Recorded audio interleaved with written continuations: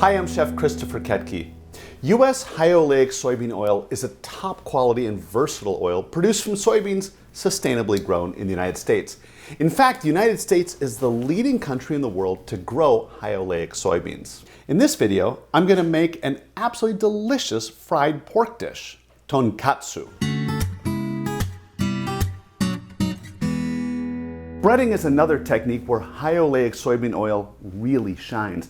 Even with the abuse of high heat and little bits of breadcrumbs that fall off into the oil during the frying process, high oleic soybean oil is up to the task and lasts 2 to 3 times longer than common oils. And what does that mean for restaurants? Well, it means savings in terms of oil and the labor it takes to change out the fryer.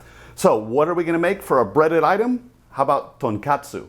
So to make it, I've already taken our pork loin right over here, and I like to brine it for about an hour in a mixture of sugar, salt, water, a little ginger, garlic, and then I just take a knife and I slice through the fat cap on top of the pork chop. Then I'm going to take this jacquarder that basically puts needles into the meat.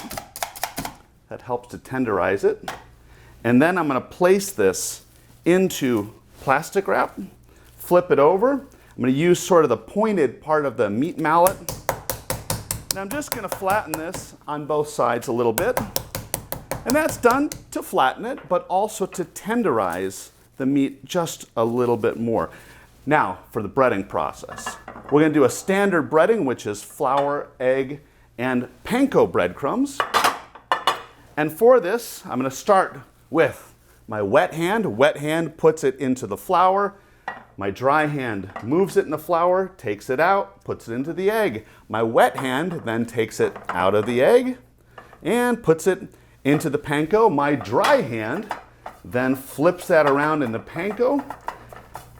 Press the panko on a little bit, and now it's time to fry our Tonksatu. Put it into the basket, put it into the oil. The oil is about 162 Celsius, 325 Fahrenheit. Takes about 8 or 9 minutes. Once the Tonksatu is done, we're simply going to remove it from the deep fryer, let it drain for just a couple of moments. And again, one of the things about this oil is it seals that outside. It makes it so crunchy and so moist and delicious in the middle. So let's sort of cut it up and see how it is. So I'm going to take a sharp knife and just make some cuts right through it. You can hear the crunchiness of those breadcrumbs. Take this, slide it onto a serving tray. Oh, it's still beautiful inside, nice and moist. I'm going to serve it with some shredded cabbage and, of course, a little bit of Tonksatu sauce.